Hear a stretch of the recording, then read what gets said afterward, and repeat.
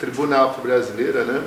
É um jornal que nasceu em Banda de Candomblé, e hoje eu tenho a honra de ter aqui na minha presença aqui dentro desse estúdio uma pessoa que sempre acompanhou o nosso trabalho, sempre deu força e acreditou, e que também tem uma história que ele mesmo vai contar dentro desse movimento todo que nós vivemos, que é o movimento afro-brasileiro. Eu costumo chamar, né, de movimento afro-brasileiro, eu não acho que movimento negro.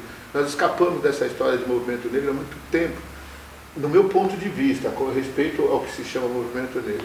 Mas então eu, Genésio Arruda, muito obrigado. Aqui diante de Nossa Senhora Aparecida, que eu sou devoto, eu acredito que Genésio também, creio que sim, né? Devoto Nossa Senhora Aparecida. Nossa Senhora Aparecida. Sim, nossa padroeira. Nossa padroeira, né? Então aqui diante dela nós vamos começar aqui um bate-papo de amigos. Um bate-papo de longa data, um bate-papo que vai iniciar agora, vamos ver quando vai terminar. Denise, se apresenta aí, a gente está aqui no estúdio e que vai estar para todo o mundo através da BR Afro, através dos canais da Tribuna Afro-Brasileira. Só que eu te peço a falar um pouco mais alto, que justamente esse ouvido é que eu escuto menos. Tá, então vou fechar a porta e a gente vai... Isso, porque esse ouvido aqui é o que eu escuto menos. O outro também não tá nada disso, mas é como eu te falei, à medida que nós vamos nascer dos nossos netos, começa a falhar a vista, falhar a memória, falhar o ouvido.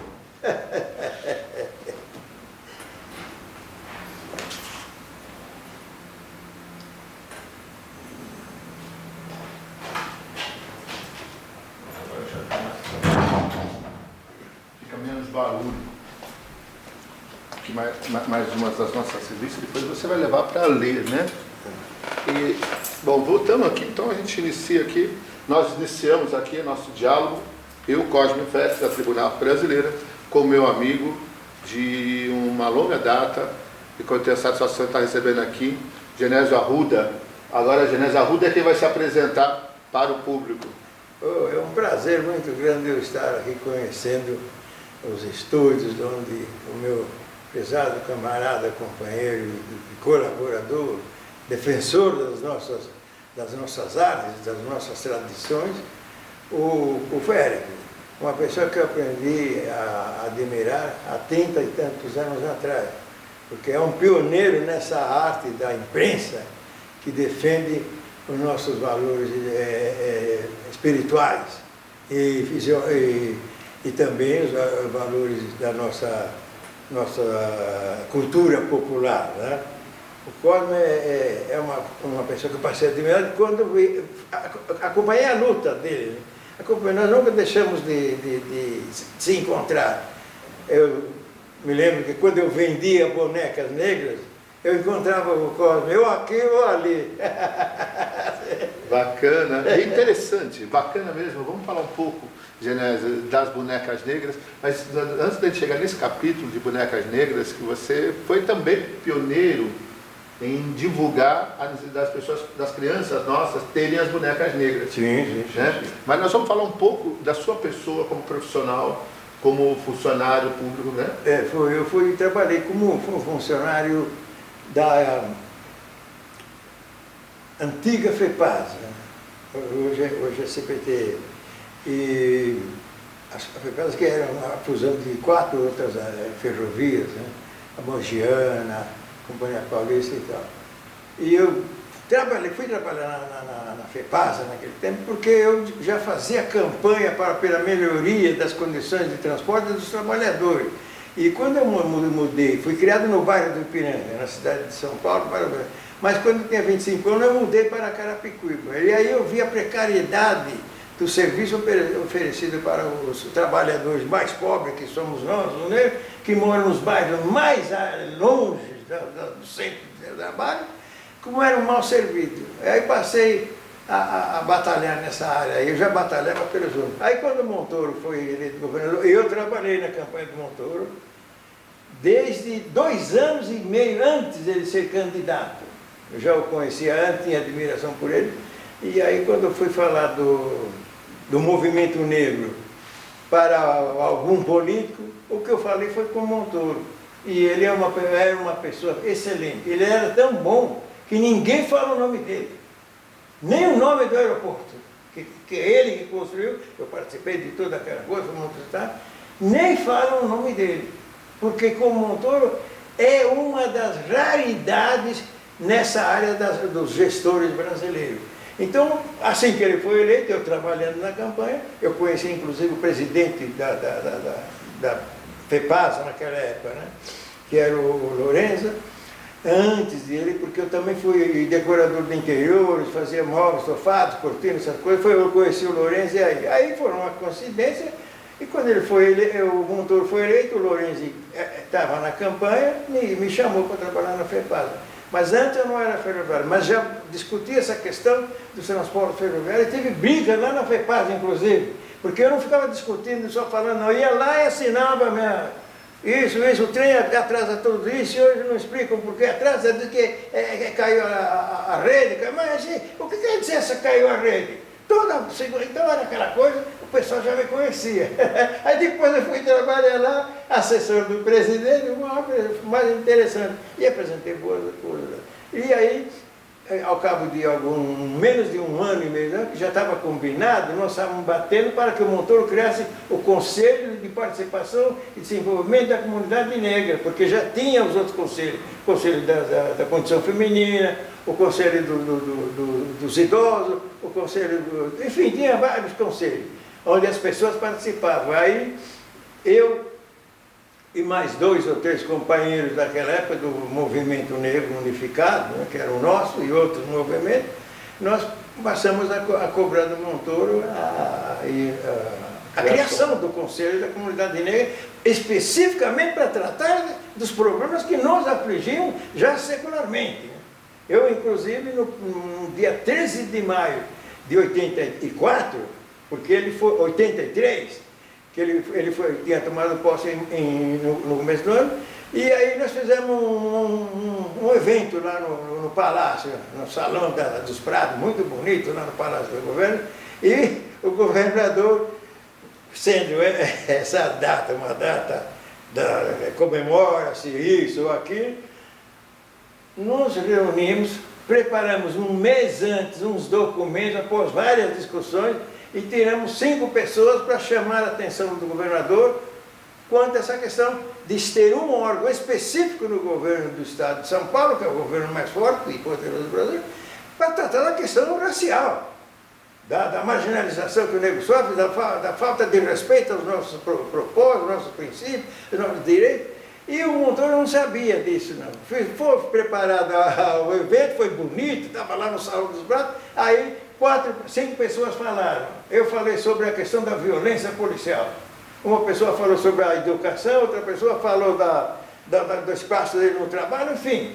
Foi muito interessante, porque o Montoro, na hora, se assumiu o compromisso de, ainda naquele ano, criar o Conselho da Comunidade Negra, e criou em julho daquele ano, 3 meses depois, ele decretou a criação de um grupo de trabalho. Eu que estava trabalhando na FEPASA, porque o grupo tinha 3 membros, né? E eu era o assessor desse grupo.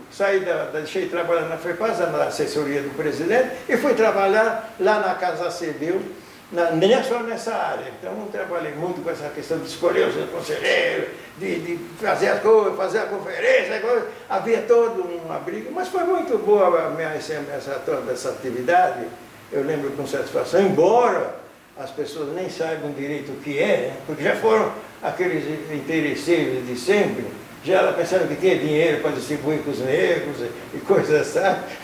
Já teve alguns... Estavam preparados, né? Na verdade, eles já estavam preparados. As pessoas não têm, infelizmente. Por isso que eu te admiro. É uma briga feia você abrir esse tipo de espaço para tratar das questões específicas do negro. Não, os caras já têm isso, já arrumam uns que vão lá só para atrapalhar.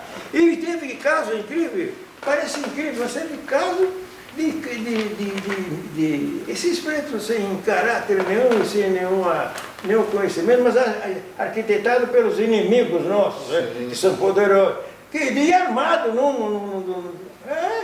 negócio que você tinha que Foi uma grande resistência, não é então, fácil, nesse não é? Por período. isso eu deveria você bater e bate daqui, ó.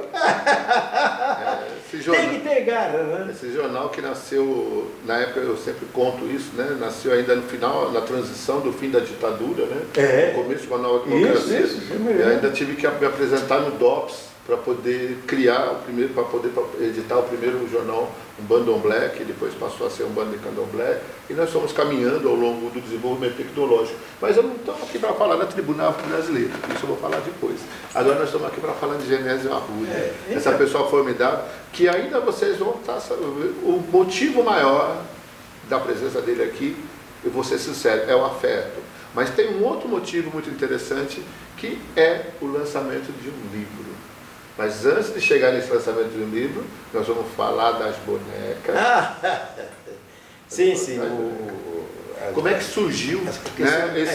Essa pessoa que trabalhava com tantas coisas, trabalhava com as bonecas. Então, a questão das bonecas é que eu desde criança tenho essa preocupação, desde jovem, né? E eu fiz muitas palestras nas faculdades aqui de São Paulo, né? Fiz muitas palestras nas faculdades, fiz em sindicato também, em escola, mas depois, já a partir de 82, 83, eu fazia mais nas faculdades mais organizadas, para um pessoal já jovens que já iam se formar, e professores que estavam falando sobre a história do Brasil, sobre os negros, mas não falavam coisa com coisa que me agradasse, e nem que era a realidade do negro, porque o negro não era escravo, ele foi escravizado. É coisa diferente. Não era escravo, ele foi escravizado. Ele doou da sua força, da sua coragem, sua criatividade, da sua imensa capacidade intelectual, a riqueza que tem o Brasil. Então, o que a gente vai fazer? Por que não tem boneca? Como é que eu vou dar para minha neta, ou para minha filha, de pele marronzinha, ou de pele bronzeadinha, uma criança de cabelo riso, escorrido, amarelo, ou branco, e o olho... Não, isso é uma falta de respeito que eu não admito. Então, a minha briga era muito... Dei muita entrevista, inclusive, nessa área. Eu cheguei a gravar uma fita que passava na TV, incitando as comunidades negras, as famílias da comunidade negra, que tivessem condições de vida já melhor, de classe média, que não ficassem pensando só em criar cachorro como os outros aí criam, ou ficar inventando moda, ter 2, 3 carros, ter 2 apartamentos. Não, as pessoas deviam se preocupar em conhecer na FEBEM quem é a maioria lá dentro. E aí... Você precisa ver que eu adotei até criança. Adotei criança. Não eu diretamente, porque eu nem era casado naquela época, eu era jovem. Mas, através da gravação que eu fiz e passava na televisão, algumas famílias foram lá e foram me procurar quando eu estava no conselho. É interessante, vai ser gratificante, viu, Cosme? A gente luta, você está lutando, não é para você, nem é para o seu irmão. É uma luta geral, né? Eu sempre digo. E aí vem essa aí, depois vocês foram lá me procurar, aí o garoto me viu na televisão, algum dos adotados, acabei sendo o tutor dele. Até hoje, vivi com uma família de artistas. Então tem coisa que você menos espera e é gratificante. Isso é gratificante. E é essa briga, dessa luta, de fazer o negro levantar a cabeça, porque eles fazem de tudo para a gente abaixar a cabeça. Então nós temos que levantar a cabeça. Sem nós, sem os africanos, sem nós, os negros, seus descendentes, não existiria Brasil.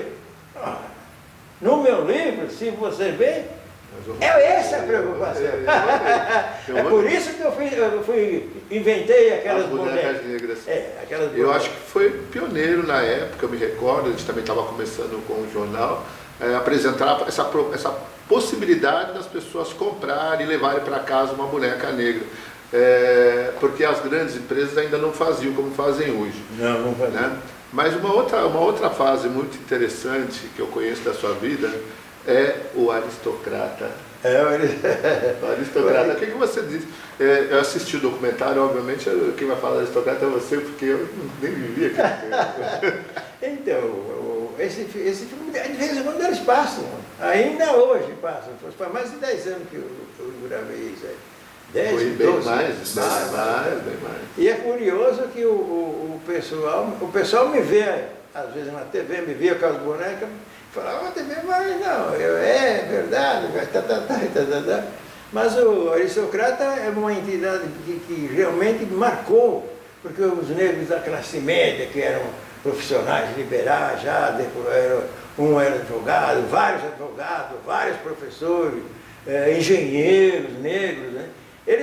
Porque eles só mostram negro na escola de samba, fazendo samba, não. Nós participamos em várias outras atividades, com muita dificuldade, porque é difícil termos o nosso espaço respeitado. E hoje, né, a escola de samba também já não tem mais esse espaço, né? Naquele tempo ainda tinha as escolas de samba. Agora as escolas de samba também parece que o negro está muito fora. Eu tenho percebido isso. O diretor de escola de samba. Mudou mesmo, de fato, após o golpe de 64, as escolas de samba sofreram um processo de infiltração terrível que, não sei, para mim não melhorou. Ela ganhou mais força, mas divulgou-se muito mais isso e tal.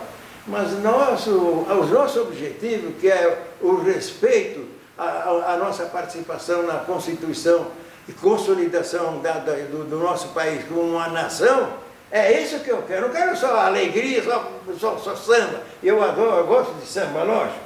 Se eu não gostasse de samba, não era eu. Eu danço bem, mas eu danço todos os ritmos, não é só samba. E a verdade é que nós temos o aristocrata veio justamente porque o nível dessas pessoas é um pouco acima do operário comum, do cara que mora na periferia, que mora na vila, porque inclusive historicamente marginalizado, ele não tem a noção da intelectualidade e nem da parte cultural da nossa história. Ele não sabe o que nós fizemos, por isso eles só ficam entretidos no samba. Mas é fundamental saber que a parte que fez um Teodoro Sampaio, o trabalho e o desempenho de uma família como os Rebouças, o pai dele, o Antônio Pereira Rebouça, o André Rebouça, o Antônio Rebouça, que foi um engenheiro fantástico, foi um engenheiro que bolou a construção daquela estrada de ferro que sai de Curitiba e vai até o litoral, pela beira do precipício, que é uma coisa fantástica. Engenheiros negros que fizeram esses caras aí. O maior artista de circo que o Brasil já tem, o rei do circo, chamava-se Benjamin de Oliveira, era um negro como nós, um homem simples. Sabe o que o Benjamin de Oliveira? E eu até na infância conheci o Benjamin de Oliveira. Conheci um ano antes dele morrer, conheci assim, já velho, maltratado, coisa desgastada. E o Benjamin de Oliveira foi fantástico. Agora parece que uma moça escreveu um pouco a história sobre ele, porque até o Floriano Peixoto muitas vezes dava espaço para aquela escola, companhia de circense, que era do italiano, dava espaço porque admirava o Benjamin de Oliveira. Foi ele que introduziu no circo, nesse circo popular, Mambembe, essas dramaturgias, que até tinha lá o fulano de tal, a casa que dava isso, o gato, papapá, o homem, era ele que criava, ele mesmo que escrevia. Cara fantástico, um garoto. E além disso, era malabarista também, e foi o primeiro palhaço negro. Sim, o primeiro palhaço, ele sofreu horrores, mas ele... E olha, um negócio para poucas pessoas sabem quem foi o Benjamin de Oliveira. Tem uma rua, o nome dele, que sai ali do Parque Dom Pedro, do prédio onde tem a prefeitura, e vai lá para a direção do Braia, chamado Benjamin de Oliveira. Mas devia ter aqui bairros com o nome dele, foi o cara mandar. Mas não é só o Benjamin de Oliveira que fala. A gente tem que falar no geral, muitas das nossas figuras fantásticas. O maior cientista brasileiro na área de neurologia, de doenças mentais, é um negócio chamado Januário de Oliveira. Cara fantástico. Ele mudou o modo de se tratar os doentes mentais no Brasil. Quando ele tinha 30 anos, ele foi nomeado diretor do Instituto dos Alienados. E um cara muito cabeça, respeitadíssimo, era membro de 5 academias, da Alemanha, da Inglaterra, da Itália, da Espanha também. Um cara respeitadíssimo, com obras que poucas pessoas, poucos jovens negros conhecem o Benjamin de Oliveira. Ele vai falar, Benjamin de Oliveira. Não, é o Juliano Moreira. Juliano Moreira. Então, dá uma olhada aí no Google, aí, você que está pesquisando no Google. Tem que se ter isso, passar isso, porque para a nossa juventude, para tirar da cabeça essa conversa fiada, essa mentira, esse desrespeito, dizer que nós éramos escravos. Nós somos os construtores, os consolidadores dessa nossa república. Esse país deve ser, graças ao nosso trabalho intelectual e criativo. Então, não tem nada a ver com escravo. Trabalhamos também no pesado, mas nossas capacidades, nossa mentalidade, a nossa intelectualidade, a nossa força espiritual e a nossa criatividade é que deu a cara do Brasil que o Brasil tem. Olha aí a capoeira.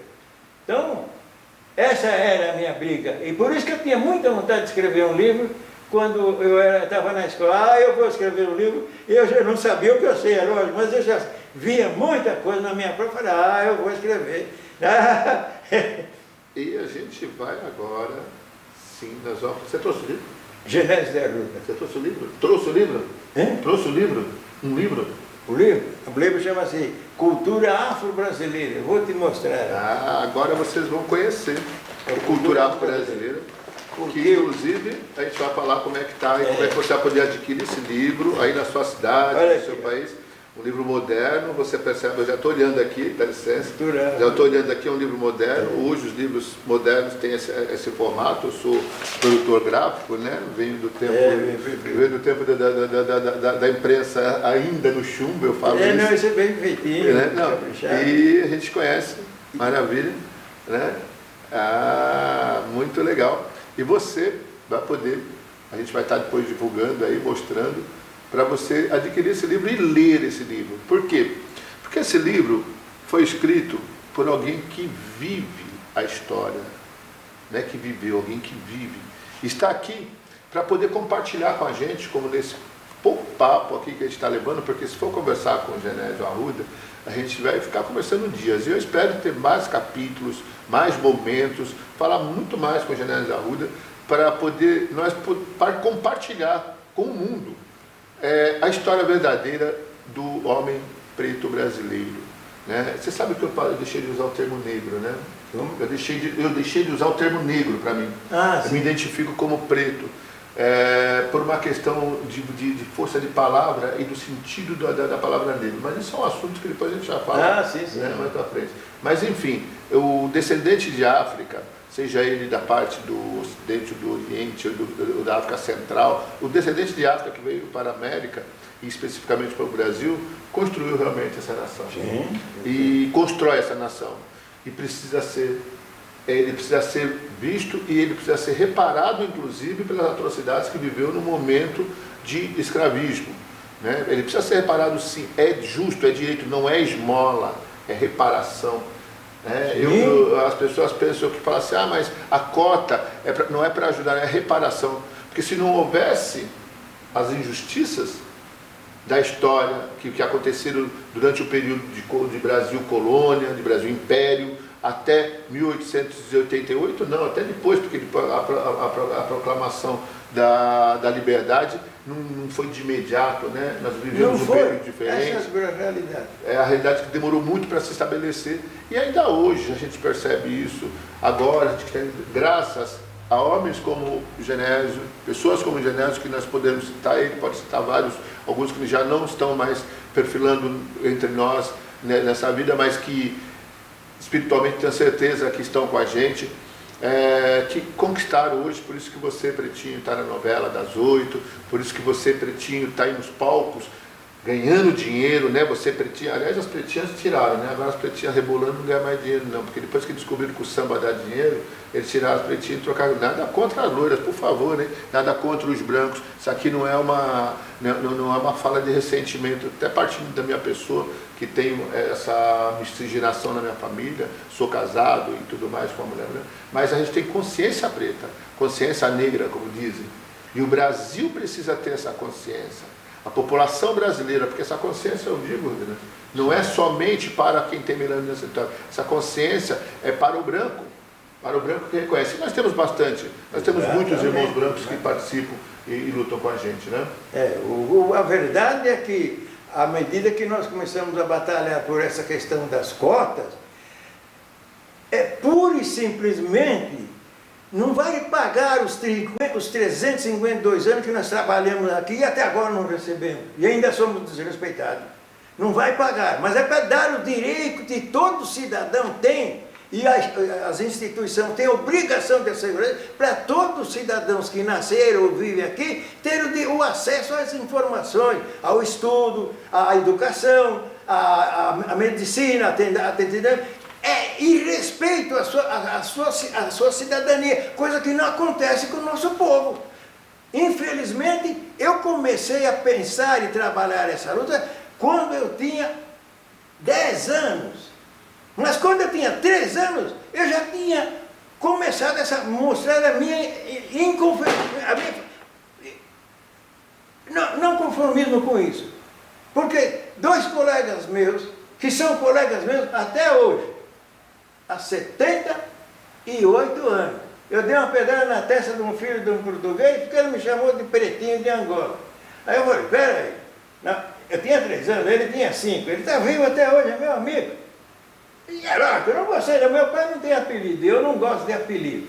É lógico, queira ou não queira jogar bola, tinha lá meu apelido, mas é um apelido de respeito. Aí eu também nem sabia o que era Angola, mas eu não gostei de ser pretinho, nem de ser de Angola. Aí, o resultado, começamos a lutar, a tirar pedra nele, ele atirava a pedra em mim, eu atirava a pedra nele, acabei acertando uma pedra. E aquilo lá gerou um fato interessante.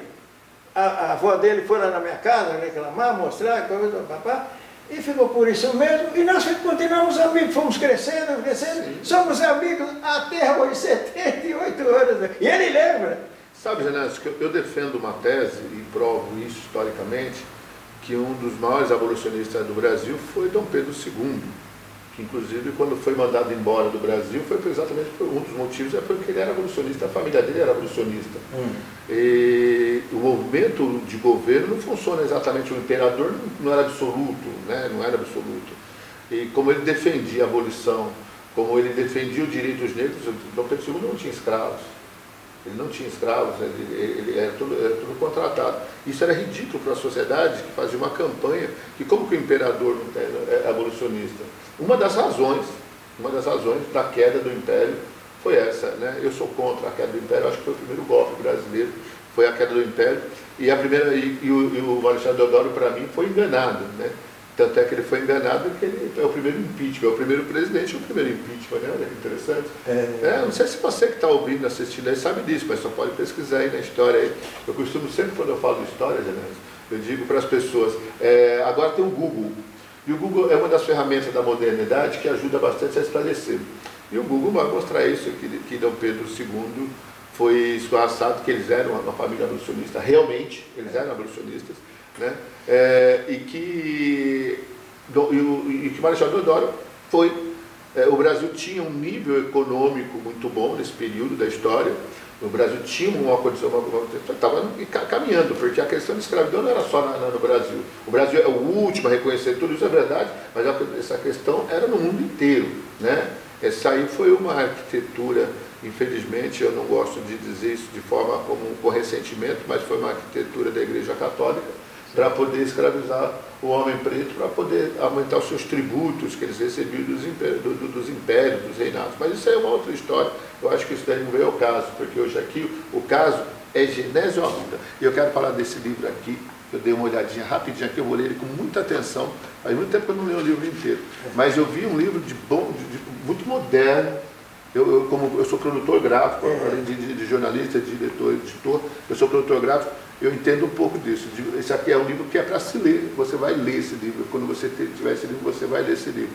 E eu gostei já, quando eu já abri aqui, né, no conteúdo, né, você vai ver a cultura negra, você vai ver monopólio no uso no tráfico, as origens dos negros, isso é muito importante, folclore ou cultura popular, olha só, eu gostei aqui. A congada no Brasil, que é muito interessante, eu não li o livro, mas só o tema já me chama. Fora música popular brasileira, né? Porque como é que você vai falar de música popular brasileira? Você não tem como o negro, o homem preto, ele faz parte, digamos assim, que 70%. Os outros 30% a gente divide entre outros que vieram para cá, que adentraram, por exemplo, com instrumentos, essas coisas. Mas a alma da música brasileira é uma alma negra, uma alma preta, como quiserem. Aqui na indumentária é outro detalhe muito importante que as pessoas têm que ter noção do que se veste hoje, do que se usa hoje, que há uma introdução africana muito grande, inclusive a habilidade em cuidar os grandes alfaiates. Eu não li o livro, eu só estou vendo aqui, né, e estou chamando a atenção para vocês. As religiões afro-brasileiras. Você sabe que até hoje, Genésio, eu discuto com algumas pessoas que dizem que a Umbanda foi fundada por um branco. Né? Eu acho isso um racismo. Não que eu fui criado por um homem branco umbandista dentro do meu terreiro de Umbanda. Só que ele me ensinou que a Umbanda veio da África, foi fundada pelos pretos. Isso. Né? Eu cito isso no meu trabalho literário bastante, falo muito sobre isso. Outra coisa interessante é a capoeira. Né? A capoeira, que realmente ela é essencialmente brasileira, dentro de uma origem africana, ela se cria aqui dentro desse país. Na culinária, né? Que interessante, né? A culinária, mal sabe-se que os nossos costumes até hoje, né? E a gente vai ler aqui nesse livro aqui, receitas afro-brasileiras, que eu estou doido para ver, adoro cozinhar, né? Adoro cozinhar. Eu falo sempre para a minha esposa, eu falo que eu conquistei ela, fez o contrário, né? Eu conquistei ela pela cozinha. E sobre o autor, que vocês vão conhecer melhor, lendo esse livro, eu não conseguiria falar sobre o Genésio em um programa, acho que nem ele mesmo consegue falar sobre ele, diante dessa história, que nós só começamos hoje. É verdade, porque olha, eu nunca li nada que explicasse o trabalho, a importância do José Rebouças, irmão do André Rebouças. Família Rebouças. A família Rebouças, porque é o pai, o tio José e o tio Maurício. Tio do André Rebouças, do Antônio Rebouças e do José Rebouças, grande engenheiro ferroviário. Esse Zé Rebouças, que é chamado de Reboução aí em São Paulo, lá em Campinas, ele tinha até um sítio lá. Conversei com uma pessoa que conheceu ele, já era idoso quando conversou comigo, e falava dele, o Reboução. Ele pode ir lá em Campinas, no Museu da Ferrovia, da Sorocabana, está lá a fotografia dele, o Reboução. Era o irmão do André Rebouças, o terceiro, porque era o André, o Antônio, que era 2 anos mais novo que ele, e depois o José Rebouças. Todos grandes engenheiros. Ele que fez essa fusão aí, esse desenvolvimento ferroviário fantástico que São Paulo saiu, que a Sorocabana acabou chegando até Minas Gerais. Isso foi obra dele, do José Rebouças. Saiu da mente um engenheiro fantástico. Saiu da mente de um preto. Porque toda vez que se pensa em preto no ano passado, pensa no preto na enxada, pensa no preto no trabalho braçal. Isso. Não que não seja nobre, não que não seja necessário, porém, saiba-se que as mentes pretas, as mentes negras, são fascinantes, são maravilhosas. A gente vê isso nos relatos, tanto no Brasil como nos Estados Unidos, ou na própria África, então nem se diga, né? Ou no Haiti, ou em Cuba. Na antiga Cuba. A América deve muito a eles. Sim. E o brasileiro tem um papel fundamental nessa parte. O que a gente realmente, aí que vem essa vontade de eu escrever um livro. Já tenho 5 escritos, mas precisa acertar os outros direitinho, porque tem que ser com muito cuidado, que aqui no Brasil, infelizmente, é proibido elogiar o negro. Mas quando não tem outro jeito, o negro ele não dá para segurar, ele estoura mesmo, aí eles fazem questão de inventar moda em cima dele. Infelizmente, em alguns casos, até maltratam. Veja o caso do Simonal, veja o caso do capitão o Sérgio Macaco, que era do Parazar, no tempo da ditadura. O que fizeram de mal com esse rapaz? Porque fizeram uma proposta criminosa para ele, e ele era militar. Falou, não, isso eu não vou fazer. Então, a verdade do negro aqui é terrível. Olha o Elon Chaves que eu conheci. Eu quero conhecer essa história do Capitão Macaco, eu não conheço. Foi criado no bairro do Ipiranga, que é meu vizinho, o Elon Chaves. Conheci a família, o pai, a mãe. E olha o que fizeram com ele. Quer dizer, aqui eles têm que fazer do negro gato e sapato. Ah, não, ele é jogador de futebol. Não, ele é sambista, né? Não, senhor. Nós temos médicos, nós temos cientistas. É só olhar o Teodoro Sampaio. Ele foi nascido realmente numa senzala. A mãe dele era escravizada. Mas olha o que ele fez pelo Brasil. Olha a capacidade dele. E Você sabia que Teodoro Sampaio é um afrodescendente? Presta atenção. Pois aí é que vem a coisa. Então nós precisamos, a vontade minha de escrever, e é por isso que faz 10 anos que eu escrevi isso e não conseguia publicar, mas justamente para as pessoas saberem isso. Lógico, eu não falo todos eles, mas a gente mostra as coisas que não é, nós realmente pegamos tudo quanto é trabalho pesado, perigoso, terrível, mortal mesmo, e fizemos.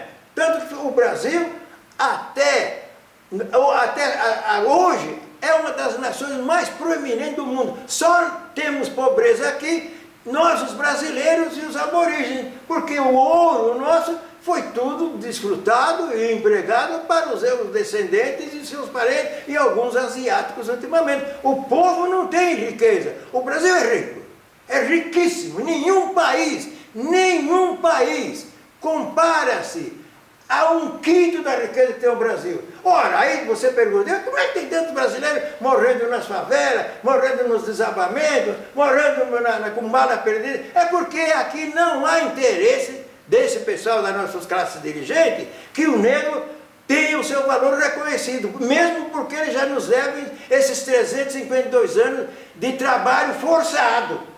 Que não é com 1 bilhão nem com 10 bilhões que vai pagar. É por isso que nós reivindicamos o direito de estudar. Porque qualquer nação que se desenvolve dá às suas crianças e aos seus adolescentes e aos seus jovens o direito de se desenvolver intelectualmente. O país inteiro ganha, a nação inteira ganha. Por que no Brasil nós não podemos estudar? Eu não sou formado, por exemplo. Eu sei o que eu sei porque eu sou atrevido, frequento bibliotecas e coisas. Meu filho é formado, mas ele teve que fazer das tripas ao coração, porque como eu nunca roubei nada, nunca ocupei cargo importante nenhum, eu não tinha uma condição de colocar meu filho numa boa faculdade. Ele chegou lá, hoje ele é engenheiro, mas eu sei o trabalho que custou para ele e para mim também. Né? Eu ajudava mais nas orações, porque a qualidade dele eu sabia. Mas não dava o respeito. Mas bate. Nós não queremos ser heróis, não queremos ser... Mas nós temos certas qualidades que só nós temos. Essa que é a verdade. Essa que é a verdade. Aliás, a humanidade não pode esquecer que a humanidade nasce na África. Sim. Todos nós somos afrodescendentes. Independente de cor, de melanina, independente do biotipo, nós somos, a espécie humana nasce no continente africano. Então já começa-se por aí, somos todos afrodescendentes. Agora, o período em que houve as repartições, em que há a extração do homem preto do continente africano para poder enriquecer o restante do mundo, esse é um período que não pode ser esquecido também e não pode deixar de ser reparado. Eu agradeço a você que nos assistiu, nos ouviu e digo que vamos voltar. Vamos voltar com outras entrevistas, porque senão fica cansativo, eles enjoam da gente, né? Você sabe como é que é o povo, agora quer tudo meio rápido. E hoje eu trouxe aqui, né? Nós trouxemos aqui para a sua Kizomba, para a nossa Black TV, para a nossa BR Afro, para a UIC, para a Tribuna Afro Brasileira, enfim, para essa rede de comunicação que nós estamos trabalhando. Hoje a TAB Web Connection, ela conecta vários, inclusive a Rádio Mujuba, que vai estar reproduzindo esse diálogo também, né? A Rádio Mujuba vai estar reproduzindo esse diálogo através da nossa rede de comunicação. Eu agradeço a sua visita, primeiramente como um amigo, né? E fico muito feliz de chegar a esse ponto de ter aqui na minha presença uma pessoa que sempre eu estimei bastante, sempre me apoiou muito no meu trabalho, sempre falou assim, vai firme, é difícil mesmo, quem diz para você que vai ser fácil, mas você é forte, e eu estou aqui, a gente continua aqui nesse trabalho de comunicação. Eu agradeço, Genésio.